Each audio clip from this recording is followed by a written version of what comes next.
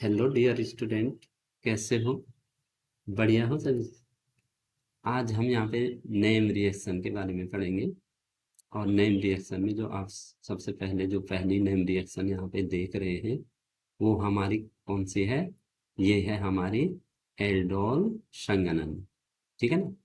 Aldol संगनन जो हमारी reaction है पहली, ये डिहाइड्रेशन इन एल्डोल कंडेंसेशन जो है।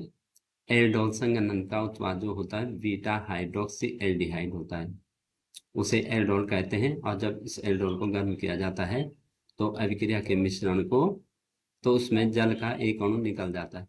तो सबसे पहले तो आपको एल्डोल संगठन में क्या चाहिए? एल्फा हाइड्रोजन युक्त, जो एल्फा हाइड्रोजन युक्त जो हमारे एल्डिहाइड और कीटोन होते हैं। एल्डिहाइड एल्डिहाइड और जो कीटोन होते हैं, और कीटोन।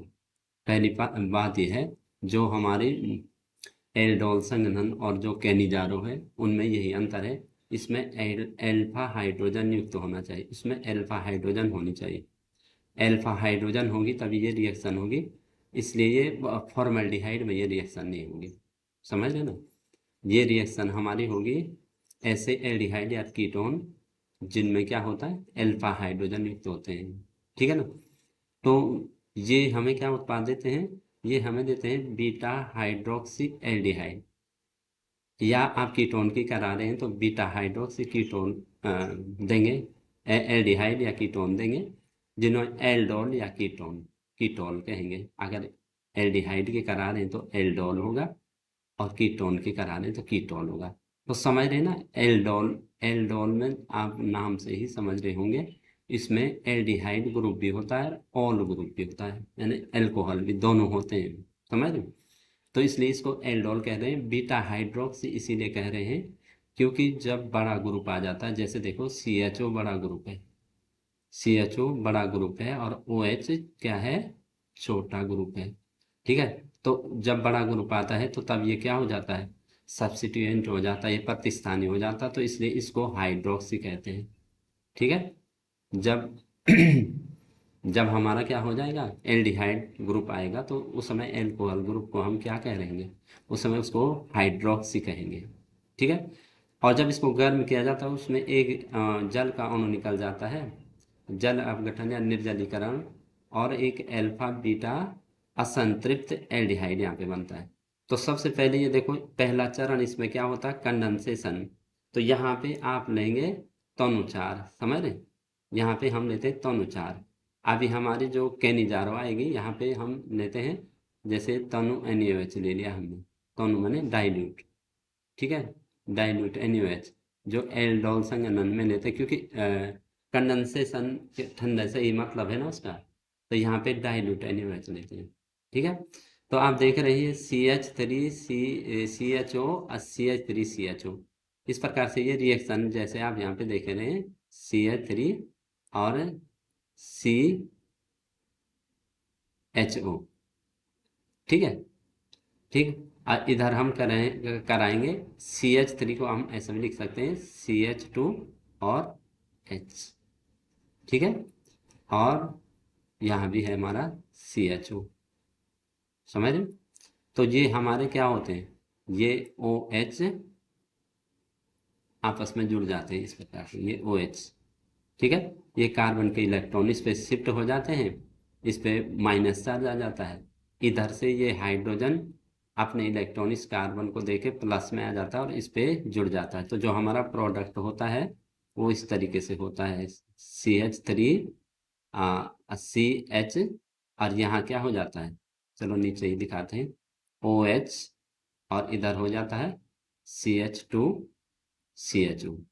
तो अब जो यहाँ पे कहा गया है कि बीटा हाइड्रोक्सी, तो देखो जिस कार्बन पे ये फंक्शनल ग्रुप का जो कार्बन है, उससे जो पहला कार्बन है ये अल्फा कार्बन है और ये क्या है? Beta carbon. तो इसीलिए इसको बीटा हाइड्रोक्सी एल्डोल कह रहे हैं, बीटा हाइड्रोक्सी एल्डोल। इसका नाम तभी तो कह रहे हैं बीटा हाइड्रोक्सी एल्डोल, जो शुरू में लिखा था एल्डोल। ठीक है? बीटा हाइड्रोक्सीएस्ड्रोल। और जो IUPAC नेम लिखेंगे तो हमेशा जो कार्बन एंडिंग वाले ग्रुप होते हैं उसको पहला नंबर मिलता है, इसको फर्स्ट नंबर मिलेगा, इसको सेकंड मिलेगा, इसको थर्ड मिलेगा, इसको इसको क्या मिलेगा, चौथा, इसको चौथा नंबर मिलेगा। समझ रहे हैं? इसको मिलेगा आपका चौथा नंबर। ठीक है, ये 4 नंबर हमारा हो जाएगा, 4 नंबर। तो देखिए ये पहला दूसरा तीसरा, थ्री हाइड्रोक्सी, थ्री तीसरे पे है ना हाइड्रोक्सी, थ्री हाइड्रोक्सी हो जाएगा ब्यूटेनल, ब्यूटेनल। ऐसे हम अगर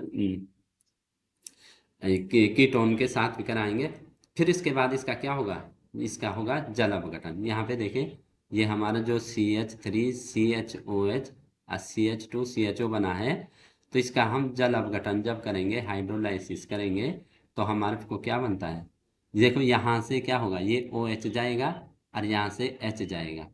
ठीक है ना, ये OH और ये H, एक H यहाँ पे चला जाएगा। ठीक है ना, ये H चला जाएगा, तो ये हमारा हो जाएगा CH3CH, देखो CH3CH, और यहाँ से इसका भी बॉन्ड टूटा है, इस कार्बन का भी और इस कार्बन का भी, तो यहाँ पे डबल बॉन्ड आ जाएगा। ठीक है, तो ये हो जाएगा CH3CH CHO, इस प्रकार से ये हो जाएगा।